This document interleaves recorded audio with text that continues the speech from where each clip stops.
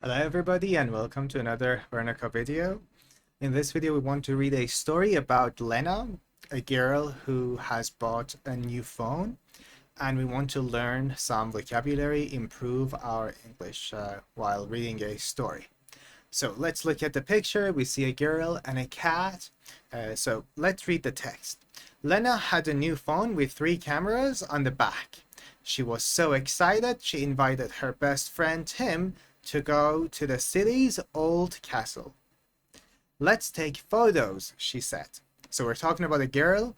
She has a new phone. She's excited and invites her friend to go take some photos in the city castle. As you see behind them, there is a castle in their city, and they're going there to see the place, to do some sightseeing, plus to take some photos. Now, Tim wasn't very good with phones. Last time he tried to take a picture and ended up calling his grandma. So we're talking about a boy who is not good at taking photos. In fact, he's so bad, last time he tried to take a photo, he ended up calling his grandma. So here we want to learn the phrase end up doing something. End up doing something is when you finally do something that is different from what you expected to do, what you wanted to do. Let's make an example. I wanted to wake up early. I ended up waking up very late. So it means at the end of the day, what happened was I woke up late. I ended up waking up late. So it means to do something that is different from what you wanted to do. Let's make another example. I can say, I tried to save some money, but ended up buying a lot of new things I didn't need. So I didn't want to buy, but I ended up buying. You can practice this phrase by asking yourself, is there ever a time when you want to do something and you end up doing something different? Things don't go as planned and you do something that is different from what you expected? Let me see if I can find some example sentences with end up. End up doing something, example sentences. Okay. Okay, here it is. I'm going to show you this document and write things here. Okay. I didn't plan to go to the party, but I ended up going because my friends convinced me. So sometimes you don't want to do something, but you end up doing it because your friends push you to do that. So that's the phrase, end up doing something. Here's another example. I wanted to wake up at 8, but ended up waking up at 11. Here are the 2 examples for end up doing something. Okay, let's move on. Tim wasn't very good with phones. Last time he tried to take a picture and ended up calling his grandma. So we know that Tim isn't good with phones. Another interesting phrase we can learn here is good with something. Remember, we use good sometimes with the phrase with, good with something. I'm good with computers. I'm good with technology. I'm not good with, what am I not? I'm not good with cooking. I'm not good at cooking. It's better to say good at cooking because it's an activity. But I can say, what am I not good with? Good with. Example sentences. Let's see some extra sentences. No. Good with. Give me a sentence to give me a moment to find some extra examples. I'm good with girls. Yeah, one of the phrases you can use is I'm good with girls. Okay. In my case, I don't know. Good with numbers. Yes. Here's another one. Okay, let's look at this. She is good with numbers and can solve complex problems, math problems easily. He's really good with children. Yeah, you can be good with children and always knows how to make them laugh. He's really good with children and always knows how to make them laugh. So that's the phrase good with. So as you see, after good with, we use a noun, a thing, like good with numbers, good with children. But you can use good at plus an activity, like good at cooking. I'm good at cooking, or I'm not good at cooking. Because it's an activity, we use good at. Anyways, let's go back. So we know that Tim isn't good with phones. Last time he tried to take a picture and ended up calling his grandma. Let's go. They climbed to the top of the tower and Lena tried a super fancy angle photo.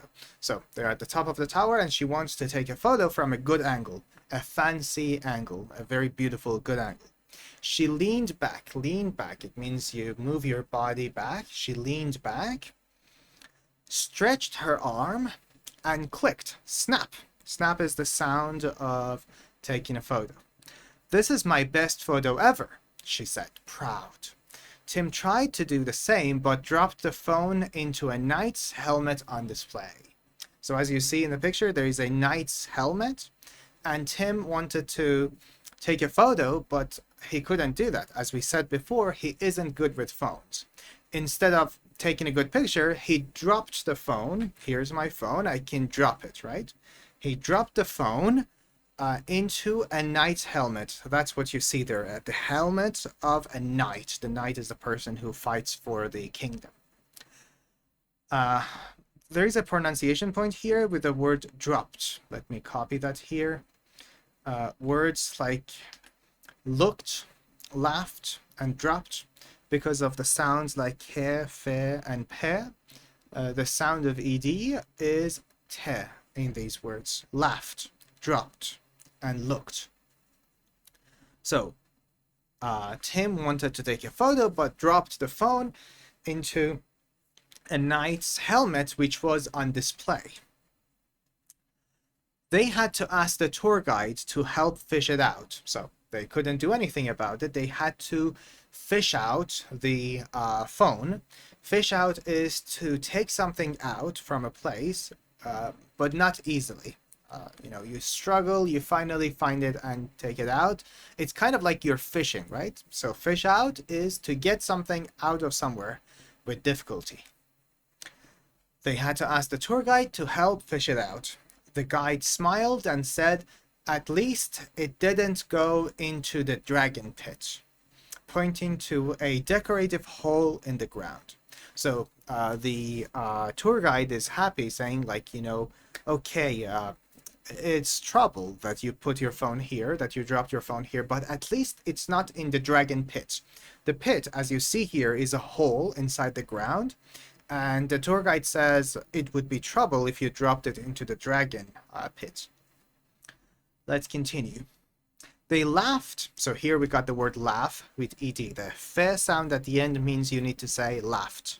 They laughed and finally managed to take some pictures. Take more pictures.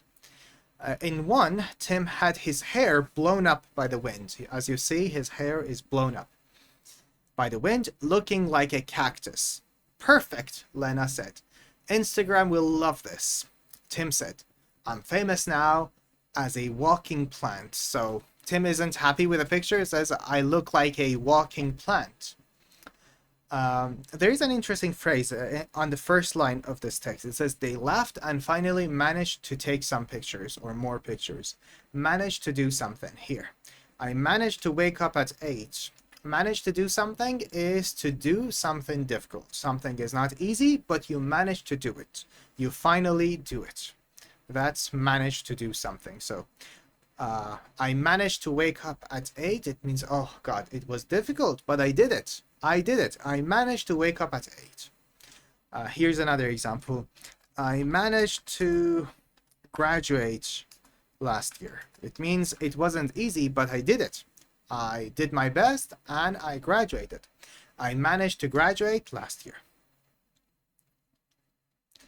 Okay, so they are taking pictures, they're having fun. After all the laughter, Lena looked at the last photo and said, taking photos is more fun than I thought, especially when making history too. So they're happy that they're taking good photos and they're having fun taking photos. Probably Tim isn't having so much fun. He had his phone dropped, but everything else was good. So that's it. That's the whole story, and I hope you've enjoyed it. And now that you have seen the phrase take photos, that's the main focus of this story, you can try to answer these conversation questions. Do you like taking photos when you travel? What is the best photo you have ever taken? Why do people enjoy taking photos so much?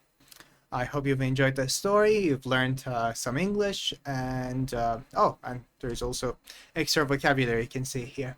So that's it. Have a good day.